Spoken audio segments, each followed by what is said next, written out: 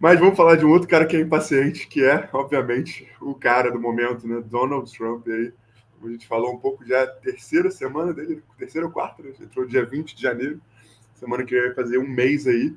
E, cara, já teve muita coisa, né? Todo dia do governo dele acontece algo aí interessante, né? Seja para bom ou seja para ruim, né? Já vimos vários exemplos das duas coisas. No final da semana passada, início dessa, o maior treta em relação ao Trump era a questão da tarifação ainda, né, que começou na semana anterior, com a tarifação de México e Canadá, né, só lembrando que foram adiadas em um mês a aplicação dessas tarifas, mas as tarifas da China já foram aplicadas, e aí estava o mercado muito na expectativa de se o Trump, né, e quando que o Trump eventualmente ia aplicar tarifas também à União Europeia, né, que é uma coisa que ele também tinha prometido em campanha, como a gente também já tinha falado aqui anteriormente. Né? Na verdade, o que aconteceu foi que o Trump decidiu taxar aço e alumínio, né?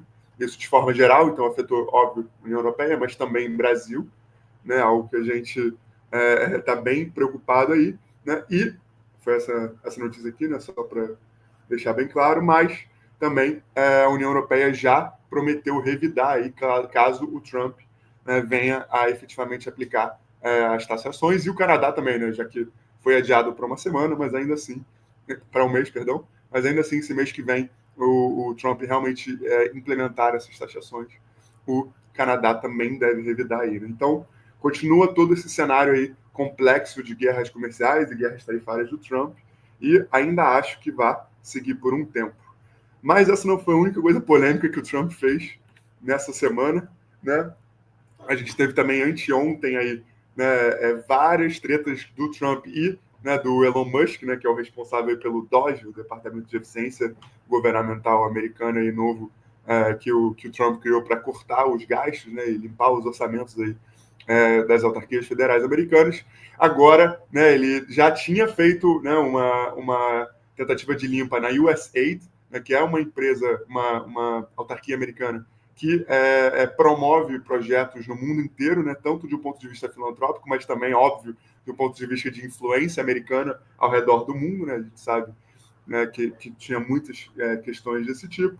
E agora também o Trump, né, e o DOGE estão vasculhando as contas aí da CFPB, né, que é uma empresa aí que averigua os bancos, né, e a parte do consumidor em relação aos produtos bancários americanos e diversas outras coisas. Né? Então, de novo aí, mais uma grande polêmica aí do Elon Musk tendo acesso a todos esses dados, né? Algo que os democratas estão realmente com a pulga atrás da orelha, né? Bem incomodados com isso, e também começando a fazer vários cortes, várias propostas bem complexas, que a gente nem sabe ainda se o Trump tem o poder de fazer isso, né? Alguns dizem que sim, alguns dizem que não, ainda está muito incipiente. Inclusive, hoje, de tarde, eu li também que ele estava querendo começar a avaliar as contas do Pentágono, né, que o Pentágono estava também gastando aí de forma exagerada, e o Elon Musk e a equipe lá do DOGE já estavam começando a olhar com mais atenção aí para isso. Né? Então, de novo, isso é, obviamente, uma medida que vai gerar muita polêmica aí. Com certeza os democratas vão falar muito, a população vai reclamar muito, né?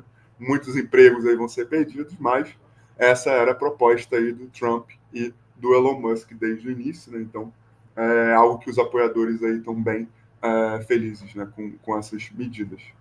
Beleza? Então, é justamente essa Protection Agency, né, essa CFPB. Queria ver o nome dela aqui, ó, Consumer Financial Protection Bureau.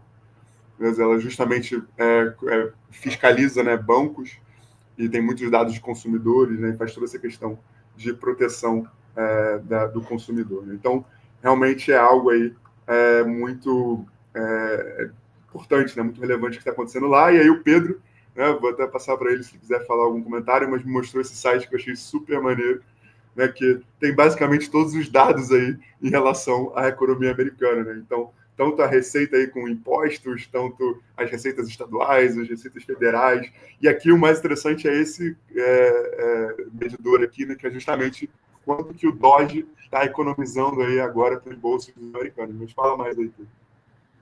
Não, é interessante, né? Inclusive, o Powell foi muito perguntado sobre essa questão da relação do Musk com a questão dos dados que ele está tendo acesso e com a questão do Trump e ele quererem tirar esse órgão em tese de defesa do consumidor, um órgão que nasceu ali da autarquia que nasceu ali da crise financeira de 2008, né? Então, um momento emblemático para se proteger, mas então tem esse lado. A gente vê aí nesse clock que, em tese, a gente tem que ter um grande sal, né? Essas informações ainda estão se confirmando, mas são projeções, pelo que a gente viu, bem apuradas no mínimo, e nesse momento estaria economizando 87 bilhões já, num pouco tempo de governo, realmente. Tudo bem que a economia americana são trilhões e trilhões de dólares, né?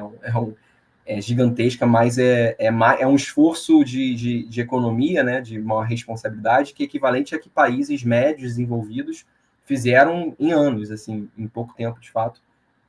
Vamos ver se vai se confirmar, mas está tendo muita, até essa questão do SAID também teve a polêmica política, se estavam usando isso também para fazer influências de apoiar certos grupos políticos, né, entrar nesse mérito, mas está tendo esse embate hoje na política americana entre democratas e republicanos, entre apoiadores do Trump e não apoiadores do Trump. Isso gera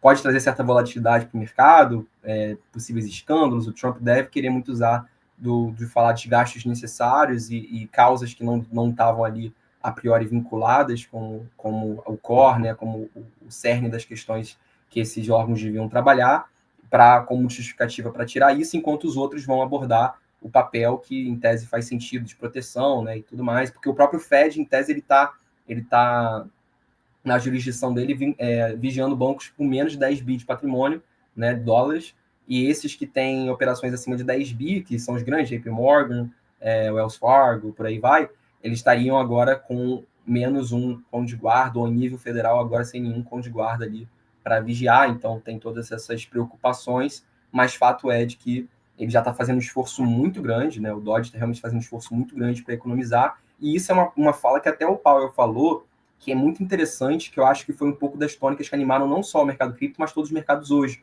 que ele foi perguntado sobre os impactos das tarifas, e ele falou, não é só os impactos das tarifas que a gente tem que considerar, né? A gente tem que considerar esse esforço de menor gasto fiscal, as tarifas, imigração, então uma série de fatores que vão se misturar e dar uma resposta. Isso acalmou o mercado de que então, o Fed não está achando que a resposta é óbvia desse processo, enquanto o mercado já estava incorporando que talvez o Fed tivesse com expectativas mais inflacionárias e tudo mais, e ele abordou uma postura muito mais neutra, muito mais cautelosa, a esperar, enquanto vários participantes ali queriam que ele falasse de certa forma que ele era contra essas medidas ou que ele estava preocupado, e ele foi muito mais numa linha racional, que acho que deu uma acalmada nos mercados. Isso mostra até porque as próprias bolsas americanas caíram hoje e voltaram, e cripto também seguiu esse movimento. Então, foi legal de ver que esse esforço fiscal, de certa forma, já está sendo contraponto aí também para essa questão das tarifas, e tem que ver qual vai ser o lado que vai puxar mais, né? Muito, muito precoce para a gente dizer, mas não é só as tarifas na mesa, né? É legal de saber que o Banco Central está acompanhando todos esses outros possíveis choques na economia.